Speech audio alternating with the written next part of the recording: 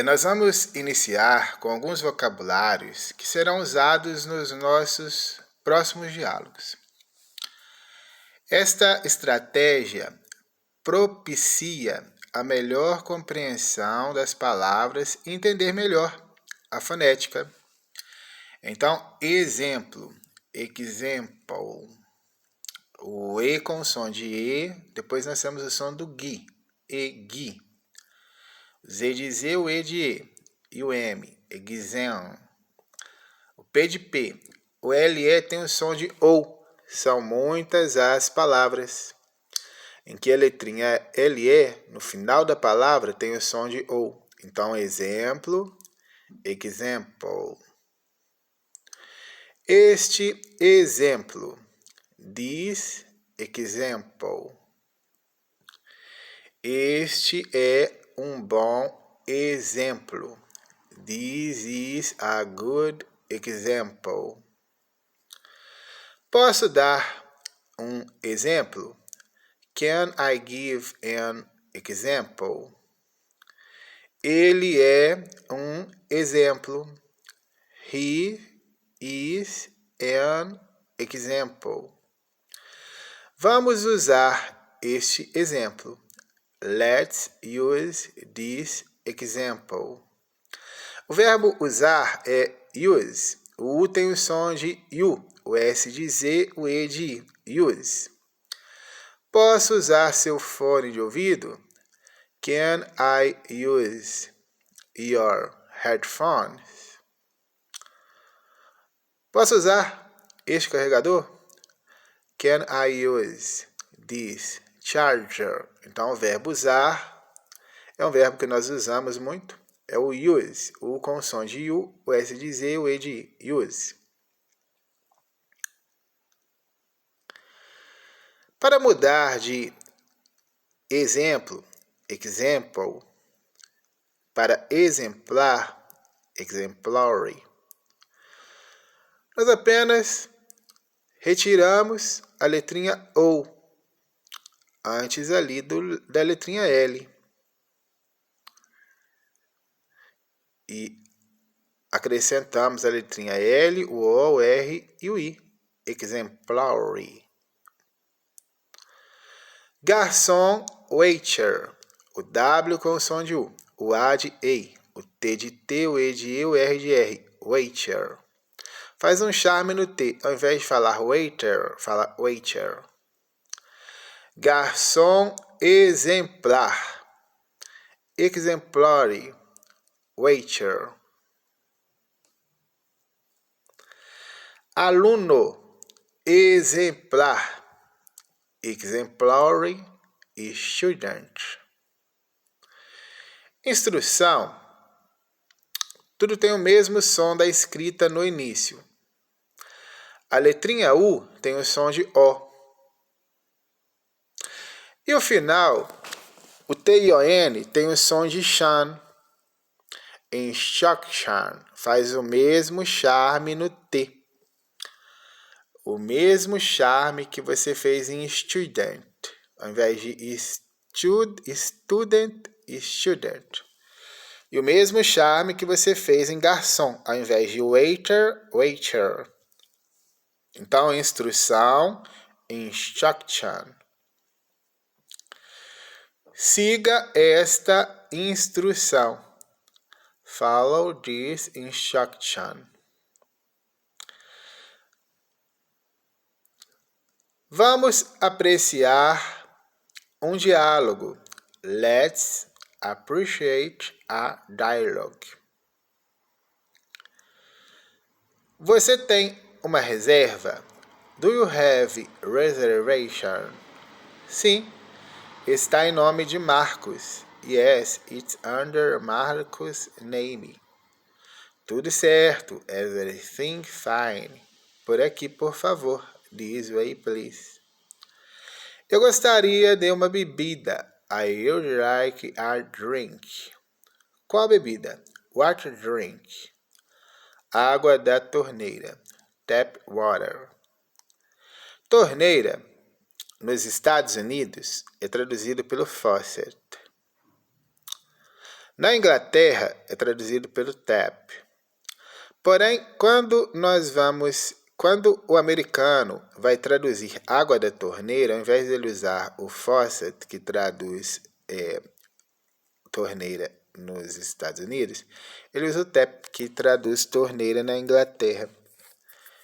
Então, água da torneira é chamada de tap water. O A tem o som de A misturado com E. Ao abrir minha boca, eu pronuncio o A. Ao fechar, o E. Tap. Água, water. O W com o som de U, o A de O, o T de R, o E de E, o R de R. Water. Enrola a língua nos dois R's. Water. A qualidade da água nos Estados Unidos. Nos Estados Unidos, a água da torneira é tratada e monitorada rigorosamente. Para garantir a segurança e a qualidade, as estações de tratamento de água utilizam tecnologias avançadas para remover impurezas e bactérias, tornando a água potável e segura para o consumo. Então, nós fizemos um diálogo onde você chegou em um restaurante, o garçom perguntou se você tinha reserva e perguntou qual bebida você gostaria, você falou que gostaria de água da torneira. É comum nos Estados Unidos as pessoas em um restaurante pedir água da torneira. Nos Estados Unidos se bebe água da torneira. A água da torneira ela é potável. E agora nós vamos apreciar uma linda música, a música Rich. O E e o A tem o som de I, o C e o H tem o som de TX. E nós enrolamos a língua na letrinha R, Rich, significa alcançar. A música é de Gloria Estefan. Gloria se pronuncia da mesma forma, só enrola a língua no R. Stefan, da mesma forma se pronuncia também. Vamos ver uma frase da música. Alguns sonhos, some dreams, vivem para sempre no tempo. Live on time forever. Agora eu fiz algumas frases usando algumas palavrinhas da música. É uma das atividades que eu incentivo você a realizar com as músicas que eu sempre envio no grupo de WhatsApp. Bom, este momento será lembrado para sempre. This moment will be remembered forever. Eu sempre leio as instruções. I always read the instructions. Eu sempre como salada. I always eat salad. Nós temos o ever, o always e o forever, que tem o contexto de sempre, porém com nuances sutis. O ever, ele traduz, nesta minha tradução, alguma vez. Porém, você vai ter a tradução de ever em algumas frases, literalmente como sempre. E vai ter também a tradução de ever, literalmente como nunca. Mas não é o never que traduz o nunca. O ever não traduz sempre. Mas você vai entender posteriormente em algumas frases que ele também traduz o nunca em algumas frases. Então, ela é uma palavrinha versátil. Agora, o always, não. Então, nós estamos vendo a distinção entre essas três palavrinhas. O always, ele sempre vai traduzir sempre com o contexto de algo que você faz costumamente. Então, eu sempre gravo as aulas. Eu sempre explico as fonéticas das letrinhas. Então, é algo que eu faço sempre. Então, eu sempre acordo cedo. I always wake up early. E o forever, ele traduz para sempre. Também é uma outra palavrinha que não tem a versatilidade que tem o ever. Então, entre o always, o forever e o ever, somente o ever que possui essas nuances de traduções. Então, nossa amizade é para sempre. Our friendship is forever. Então, forever, para sempre. E always, algo que eu faço com frequência. Observe que a tradução de ever nesta frase, ela já não tem esta tradução única e literal. Então, se nós fôssemos traduzir palavra por palavra, have, tem, você e o, sempre, ever, ido, been, sido, ido, o presente perfeito, ele é mais compreendido através de contexto do que explicações de palavra por palavra. Aos Estados Unidos, to the United States. Então, se nós fôssemos traduzir literalmente essa frase para poder ter uma melhor compreensão, você tem sempre ido nos Estados Unidos? Então, é o presente perfeito. O presente perfeito, o americano se expressa perguntando se você foi e se você continua indo.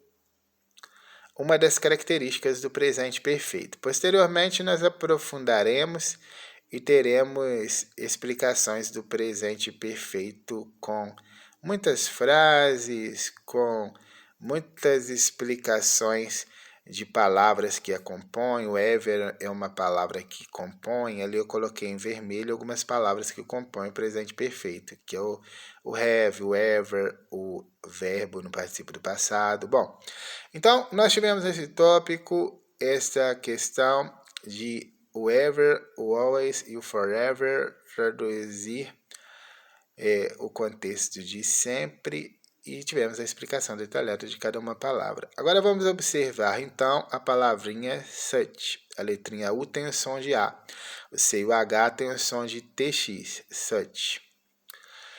Este teste é tão difícil. This is such a difficult test. O such traduz o tão. O so também traduz o tão. Na próxima frase, este frango é tão delicioso. This chicken is so delicious. O such é uma determinante. A determinante, ela é uma classe gramatical. Igual o adjetivo, o substantivo é uma classe gramatical, a determinante também é uma classe gramatical. O so é um advérbio. Então, o so traduz tão, o such também traduz tão. Porém, são classes gramaticais diferentes. E o so, ele vai ser usado sempre antes de adjetivos, que não são acompanhados de substantivos. Então, tão bonito, so beautiful. Tão inteligente, so intelligent. Então, o so, ele vai ser usado sempre antes de adjetivos, e que não vêm acompanhados de substantivos. E o such, como é uma determinante, e a determinante ela tem a qualificação de qualificar de um substantivo, ela tem a qualificação de modificar, de intensificar, de qualificar um substantivo. Então, quando tem um substantivo acompanhado de um adjetivo, ao invés de usar o tão sendo traduzido pelo advérbio, que é o so, usa-se o tão traduzido pela determinante, que é o such. Então, sempre as características elas se invertem com os substantivos. Então, ao invés de ficar este teste é tão bonito, fica este é tão difícil teste. Então, inverteu. Ficou Então, um difícil teste. O teste foi para o final e o que está qualificando veio para o início, que é o such e o difficult. Então, difficult é um adjetivo que sempre vai inverter com o substantivo. E o such também é uma característica, uma determinante, então veio antes do adjetivo. Então, aqui nós temos a explicação, ó, o such mais o adjetivo, mais substantivo. Então, primeiro o such, depois o adjetivo, depois o substantivo. Completamente o inverso do português. E nós usamos o a. Em inglês usa-se o a juntamente com o such, para poder intensificar, dar intensificação a dificuldade, a qualidade, né, a facilidade. Então, é um tão difícil teste. Então, em inglês tem essa regra. O a sempre vai acompanhar ali a determinante such para poder, então, intensificar a dificuldade ou a facilidade, intensificar as características. Este frango é tão delicioso. This chicken is so delicious. Ele é um aluno tão inteligente. He is such an intelligent student. Este lugar é tão bonito. This place is so beautiful. Ela é uma pessoa tão gentil. She is such a kind person. Nós temos outras determinantes e nós estaremos tendo nas nossas próximas aulas essas determinantes em frases similares a essas, com traduções diferentes, mas com esta característica que sempre a determinante vai ter de vir antes do adjetivo e depois do substantivo, fazendo uma grande inversão. Então, ao invés de ela é uma pessoa tão gentil, ela é tão uma gentil pessoa. E aí, então, nós teremos este privilégio de acompanhar frases com outros determinantes para a familiarização desta classe gramatical de determinante e a familiarização destas inversões, juntamente com o adjetivo, com o substantivo, nas nossas próximas aulas. Lembrando que qualquer dúvida estou à disposição, é sempre uma satisfação atendê-los. Obrigado pela sua companhia e até mais. See you later!